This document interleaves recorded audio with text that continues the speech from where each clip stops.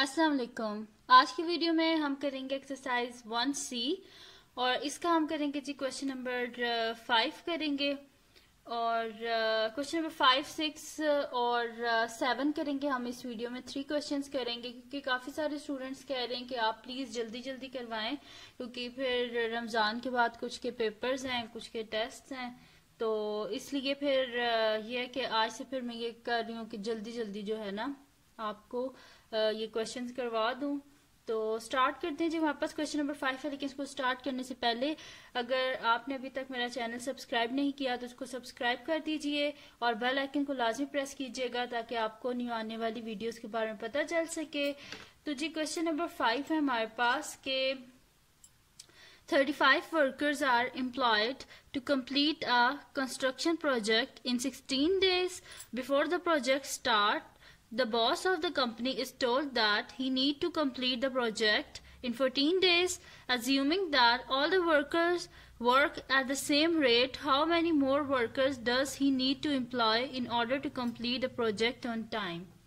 देखो इस क्वेश्चन में वो कह रहे क्या है कि उनके पास 35 वर्कर्स हैं, ठीक है, जो कोई काम कर रहे हैं ना, ठीक है, कोई कंस्ट्रक्शन प्रोजेक्ट है उनका, जो 35 अगर वर्कर्स हैं तो वो 16 डेज में कर लेंगे वो, ठीक है। लेकिन प्रोजेक्ट स्टार्ट होने से पहले ही जो बॉस था कंपनी का उसने बोला कि उनको 16 डेज नहीं, उनको आप 14 डेज में क्या करना है, ये काम खत्म करना है, ठीक है। तो देखें अगर 35 वर्कर्स हैं और सारे सेम रेट पे काम करते हैं, ठीक है, यानी कि एक जैसा वो लोग काम करते हैं और उनकी भी टाइमिंग भी तो होती है, ठीक है। तो उस हिसाब से जैसे कि मैंने पहले भी अपनी वीडियो में बताया, पाकिस्तान में टाइम होता है कि सुबह से लेके 5 बजे तक जो वर्कर्स है वो काम करते हैं, इसी तरह वहां पे भी कि सारे वर्कर्स सेम रेट पे काम करते हैं, ठीक है। तो अगर 35 वर्कर्स हैं तो वो 16 डेज में करेंगे, ठीक है। अब क्या हो गया कि दिन क्या हो गया, पहले 16 थे, अब डेज कितने हो गए 14। तो अगर डेज कम हो गए हैं तो वर्कर अगर पहले 35 थे तो वर्कर ज्यादा चाहिए होंगे ना कि वो उतना ही काम जो है वो 14 डेज में कर सकें, ठीक है। तो हमने इसमें बताना है कि उन्हें कितने ज्यादा वर्कर्स चाहिए, ठीक है। तो अब देखें इसमें एक चीज क्या हो रही है, डेज क्या हो रहे हैं, डेज हमारे पास डिक्रीज हो रहे हैं, वर्कर्स क्या हो रहे हैं, इंक्रीज हो रहे हैं। तो एक चीज क्या हो रही है, डिक्रीज हो रही है और एक चीज इंक्रीज हो रही है, यानी कि एक चीज के डिक्रीज होने से दूसरी चीज अगर इंक्रीज हो तो वो कौन सी प्रोपोर्शन होती है, इनवर्स प्रोपोर्शन होती है। और अगर दोनों चीजें एट अ टाइम मतलब कि इंक्रीज हो रही हो या डिक्रीज हो रही हो तो वो क्या होती है जी, डायरेक्ट प्रोपोर्शन, ठीक है। तो स्टार्ट करते हैं, इसको सोल्यूशन लिख लेते हैं यहाँ पे, ठीक है। तो जी हमारे पास सबसे पहले लिख लेते हैं, पहले कितने वर्कर्स थे हमारे पास 35, तो यहाँ पे हम पहले लिख लेते हैं जी वर्कर्स और डेज, ठीक है। तो पहले कितने वर्कर्स थे हमारे पास 35 वर्कर्स थे और डेज कितने थे 16। अब वर्कर्स हमें नहीं पता क्योंकि हमने पता करने कि कितने उन्हें ज्यादा वर्कर चाहिए, तो वर्कर्स की जगह हम x लिख देते हैं और डेज कितने हमारे पास 14, ठीक है। तो पहले हमारे पास क्या था जी, डेज क्या हो रहे हैं हमारे पास, डिक्रीज हो रहे हैं ना, कि पहले 16 थे अब 14 थे, तो एरो डाउन कर दें। अच्छा वर्कर्स पहले 35 थे तो डेज कम हो गए, इसका मतलब सामने पता चल रहा है कि वर्कर्स क्या होंगे, इंक्रीज होंगे, एरो अप कर दें, ठीक है। अब इसको लिखते किस तरह, देखें जहां से एरो स्टार्ट हो रहा होता है ना, यहां से स्टार्ट हो रहा है ना, इसको न्यूमरेटर में लिखें यानी कि ऊपर वाली साइड पे।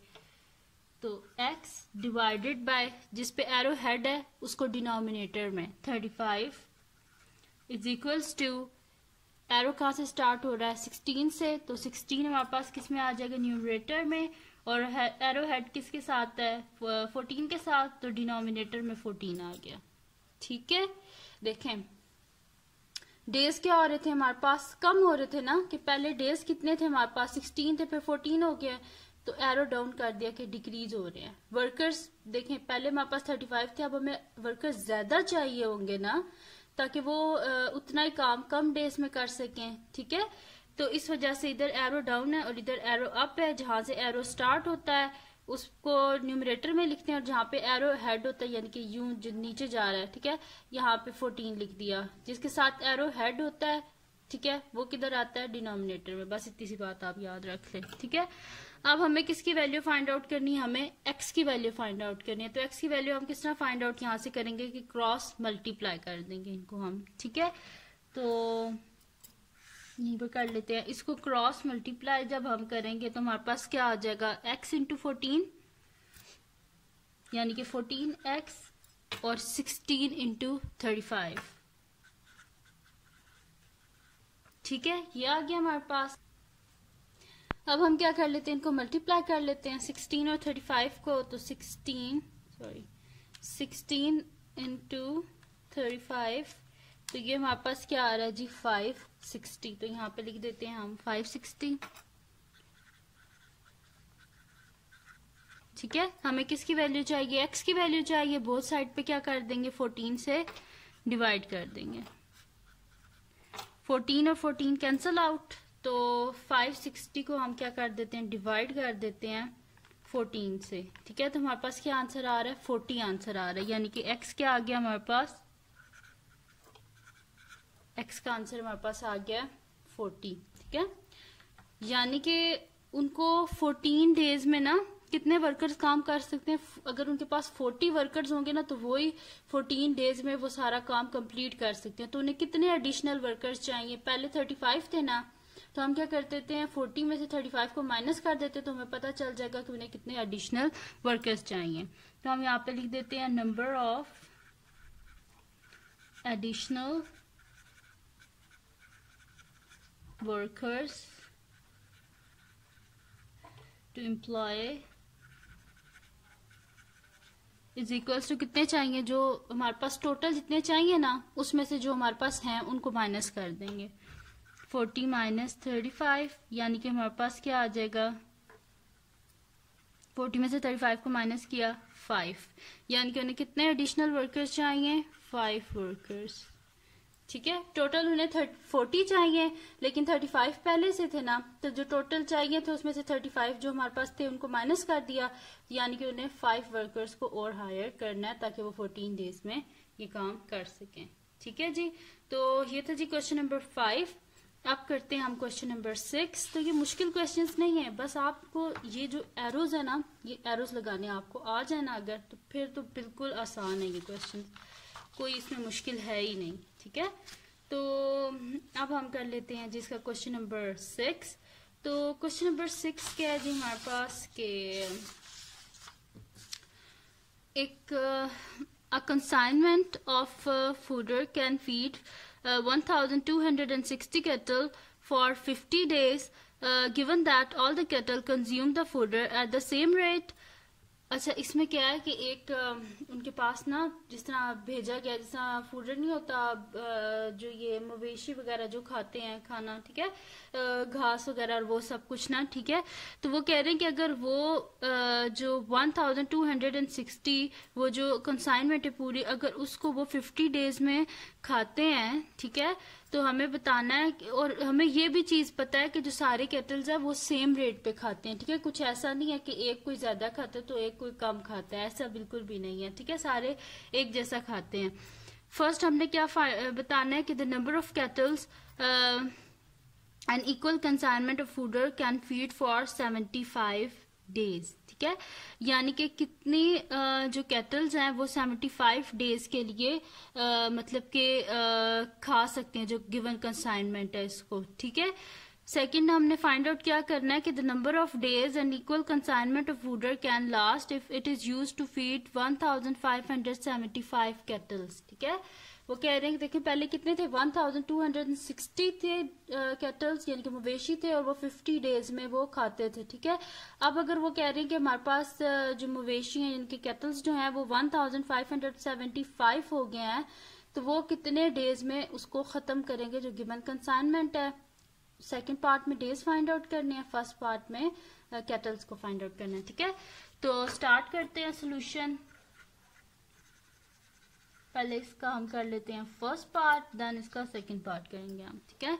तो फर्स्ट पार्ट में क्या है, the number of kettle and equal consignment of fodder can feed for 75 days, ठीक है। पहले यहाँ पे केटल्स देख लेते हैं कितने हैं हमारे पास, केटल और दूसरी क्या चीज गिवन है, डेज। तो कैटल कितने, मवेशी कितने, 1260, डेज कितने हैं, 50। फर्स्ट पार्ट में क्या है, द नंबर ऑफ कैटल्स नहीं पता हमें, एक्स लिखना है, और फीड फॉर 75 डेज। ठीक है, देखें डेज क्या हो रहे हैं, डेज पहले कितने थे, 50 डेज थे। और सारे जो कैटल हैं वो क्या, जो मवेशी हैं वो सारे सेम रेट पे खाते हैं, कुछ ऐसा नहीं है कि कोई कम खाता है तो कोई ज्यादा खाता है, सारे एक जैसा खाते हैं। ठीक है, तो अगर डेज पहले 50 थे, अब डेज क्या हो गए, 75। डेज क्या हो गए, इंक्रीज हो गए हमारे पास। तो अगर डेज हमारे पास ज्यादा हो गया तो कैटल्स यहाँ से कम होनी चाहिए ना। अगर 1260 50 डेज में खाती हैं तो जाहिर बात है कम होंगी ना, ताकि ज्यादा दिन खाना उनका चला है। ठीक है, तो यानी कि यहाँ से कैटल्स क्या होंगी हमारे पास, कम होंगी। ठीक है, तो इसको फिर लिख लेते हैं हम। तो हमारे पास देखें एरो कहाँ से स्टार्ट हो रहा है, यहाँ से ना। तो हमारे पास न्यूमरेटर में आ जाएगा जी 1260 divided by x is equals to, यहाँ पे एरो कहाँ से स्टार्ट हो रहा है, 75 से। तो 75 जिस पे एरो हेड है वो डिनोमिनेटर में, डिवाइडेड बाय 50।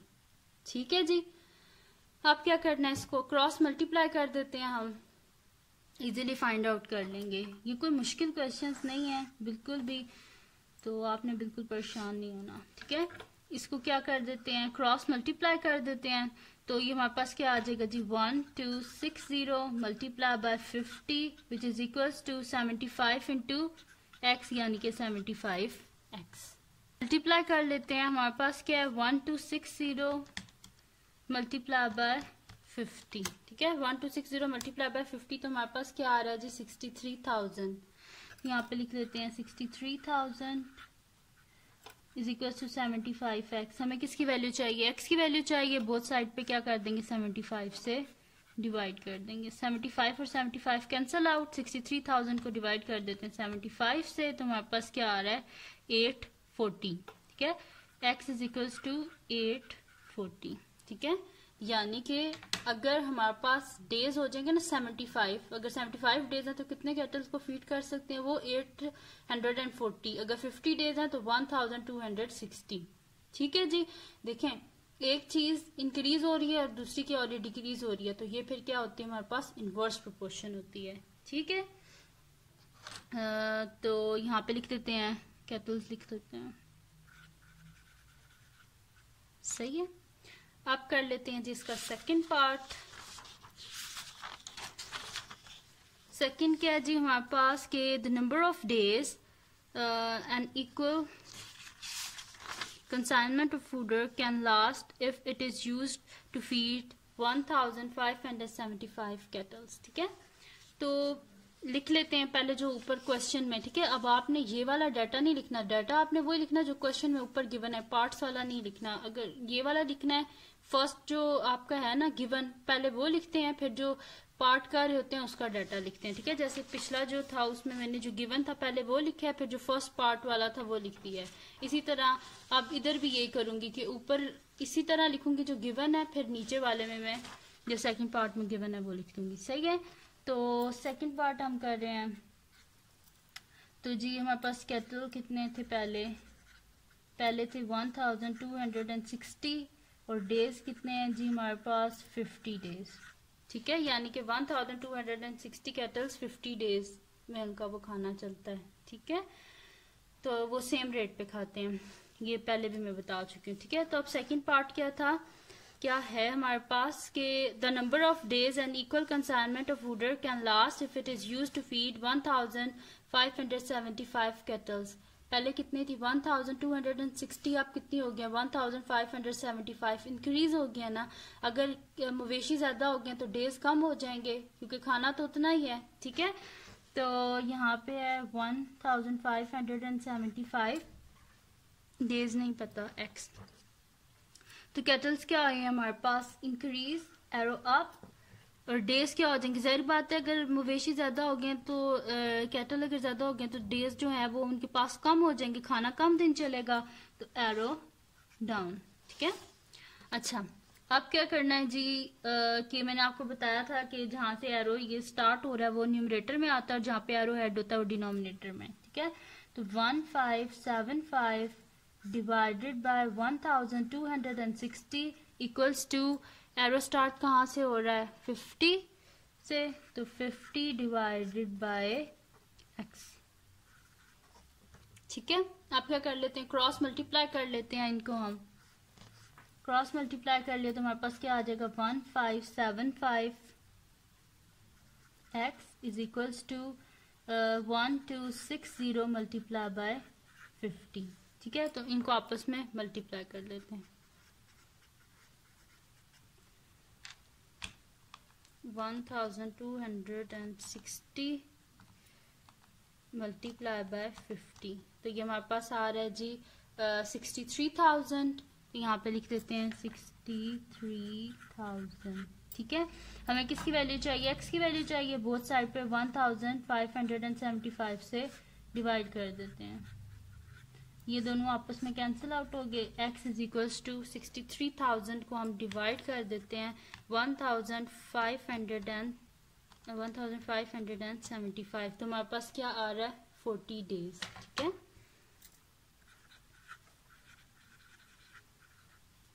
सही।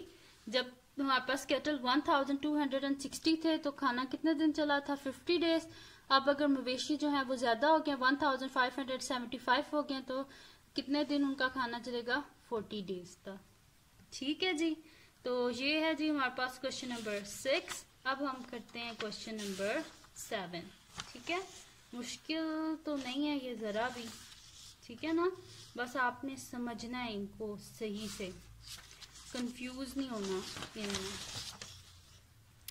तो स्टार्ट करते हैं जी। क्वेश्चन नंबर 7 है हमारे पास कि at a sport camp there is a sufficient food for 72 athletes to last 6 days. If 18 athletes are absent from the camp, how many more days can the food last for the other athletes? State the assumption made. ठीक है, इसमें हमारे पास क्या given है कि एक sports camp है जिसमें 72 एथलीट एक खाना है, उनके पास सफिशिएंट अमाउंट है, ठीक है, खाने की, जो कि क्या 72 एथलीट्स जो हैं उनको 6 डेज के लिए वो पूरी होती है। ठीक है, तो वो कह रहे हैं कि अगर 72 एथलीट्स में से 18 एब्सेंट हो गए तो हमने बताना है कितने ज्यादा दिन तक जो रिमेनिंग एथलीट्स हैं वो खाना खा सकते हैं, वो जो उनके पास है। ठीक है, तो इसको स्टार्ट करते हैं हम।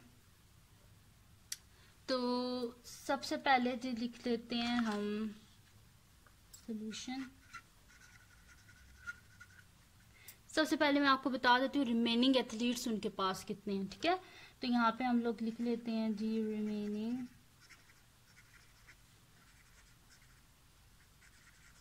Remaining athletes. तो रिमेनिंग एथलीट्स कितने होंगे 72 में से, टोटल एथलीट्स में से 18 को माइनस कर देते हैं, तो 72 माइनस 18 कितने हो जाएंगे हमारे पास, 72 माइनस 18 हमारे पास आ रहा है 54। ठीक है, हमने फाइंड आउट कर लिया कि अब हमारे पास जब 18 बीचों से माइनस हो गया तो हमारे पास कितने एथलीट्स बचे हैं 54। तो अब क्या कर लेते हैं कि पहले जो डाटा है ना इसको लिख लेते हैं हम लोग। ठीक है, इस तरह लिख लेते हैं कि एथलीट्स, और यहाँ पे लिख लेते हैं हम साथ में डेज। ठीक है, तो पहले कितने एथलीट्स थे 72 एथलीट्स थे, और कितने दिन उनका खाना चलता था 6 डेज। अब एथलीट्स कितने हो गए, जब 18 बीच में से एब्सेंट हो गए तो एथलीट्स कितने हो गए 54, और डेज कितने हैं वो हमें नहीं पता। ठीक है, तो अब देखें एथलीट्स क्या हुए हैं हमारे पास, कम हो रहे हैं ना, तो एरो डाउन। तो अगर एथलीट्स कम हो रहे हैं तो जाहिर सी बात है खाना ज्यादा दिन चलेगा, तो डेज क्या होंगे इंक्रीज। ठीक है, तो इनवर्स प्रोपोर्शन है ये हमारे पास। ठीक है, जो डायरेक्ट प्रोपोर्शन होती है ना उसमें एरो अप होते हैं दोनों, या दोनों एरो डाउन होते हैं। ठीक है, लेकिन जो इनवर्स प्रोपोर्शन होते हैं उसमें एक चीज डिक्रीज हो रही होती है तो दूसरी इंक्रीज हो रही होती है। सही है, तो आप क्या कर लेते हैं, इसको लिख लेते हैं। यहाँ से एरो स्टार्ट हो रहा है 72, एरो हेड कहाँ पे है 54 के साथ, तो ये डिनोमिनेटर में आ गया, इज इक्वल्स टू x/6। ठीक है, इस तरह लिख लिया हमने। अब क्या कर लेते हैं कि जहां से एरो स्टार्ट हो रहा था वो x था, तो न्यूमरेटर में x आ गया और डिनोमिनेटर में 6 आ गया। क्रॉस मल्टीप्लाई कर लेते हैं हम इसको। क्रॉस मल्टीप्लाई करेंगे तो हमारे पास क्या आ जाएगा जी कि 72 into 6 which is equal to 54 into x. 72 को 6 से मल्टीप्लाई कर लेते हैं, तो 72 इंटू 6 हमारे पास आ रहा है जी 432। ठीक है, तो 432 हम लिख लेते हैं यहाँ पे। 432 इज इक्वल टू 54 एक्स। हमें किसकी वैल्यू चाहिए? एक्स की वैल्यू चाहिए। बोथ साइड पे 54 से डिवाइड कर देते हैं। 54 और 54 कैंसिल आउट हो गए हमारे पास, तो क्या बचा जी हमारे पास? 432 को डिवाइड कर देते हैं 54 से। 432 पहले लिखा हुआ है, डिवाइड कर देते हैं जी 54 से, तो हमारे पास क्या आ रहा है जी? 8। तो x क्या आ गया हमारे पास? इन दोनों को जब डिवाइड किया ना, तो यहाँ पे आंसर क्या आ रहा है? 8। तो x इज इक्वल्स टू 8 आ गया हमारे पास। ठीक है, तो x इज इक्वल्स टू 8 आ गया, यानी कि 54 एथलीट्स कितने दिन तक वो जो उनके पास है खाना खा सकते हैं? 8 डेज तक। ठीक है, तो अब क्या करना है जी हमने कि assumption भी लिखनी थी हमने। तो assumption इसकी क्या हो जाएगी हमारे पास? तो एक और भी चीज़ है इसमें कि हाउ मैनी मोर डेज, चलें ये भी हमने बताना है कि कितने दिन वो ज़्यादा खा सकते हैं। तो यहाँ पे हम लोग लिख लेते हैं कि नंबर ऑफ एडिशनल डेज, तो एडिशनल डेज लिख लेते हैं। तो additional days the food last क्या हो जाएगा हमारे पास? जो डेज हैं बाद में आए हैं 8 माइनस जो पिछले डेज थे, दिस इम्प्लाइज हमारे पास क्या आ गया? 2 डेज। यानी कि खाना कितने ज़्यादा दिन चलेगा? 2 दिन ज़्यादा चलेगा। ठीक है, तो और एजम्पशन क्या है इसकी हमारे पास कि जो सारे एथलीट्स हैं वो क्या सेम रेट पे खाना खाते हैं। ठीक है, तो वही लिखते हैं आप कि all athletes consume the amount of food, same amount of food every day. ठीक है, ऐसे लिखते हैं आप, यहाँ पे लिख देते हैं assumption इसकी।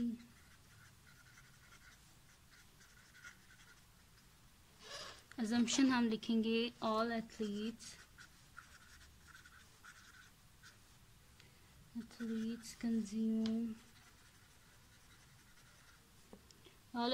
consume the same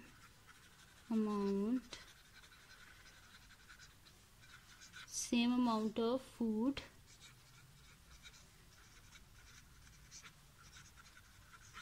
ठीक है, यानी कि जो सारे एथलीट्स हैं वो एक जैसा खाना खाते हैं। ठीक है, यानी कि उनको ना एक जैसा ही मिलता है। सही, अगर चलें इस तरह, अगर इसकी एग्जांपल से ले लें कि उनको एक बर्गर सबको अगर मिलता है, ठीक है, तो सेम अमाउंट ऑफ फूड उनको मिलता है, तो वो कितने दिन और चलेगा? एडिशनल डेज 2 डेज और चलेगा। सही है जी, तो ये थी जी आज की वीडियो जिसमें मैंने आपको कराया है question number 5, 6 and question number 7। तो अगर ये वीडियो आपको पसंद आई हो तो इसको लाइक कीजिएगा, मेरे चैनल को सब्सक्राइब कीजिएगा और अपने फ्रेंड से भी बोलिएगा कि वो भी सब्सक्राइब कर दें, और दुआओं में याद रखिएगा, और अल्लाह हाफ़िज़।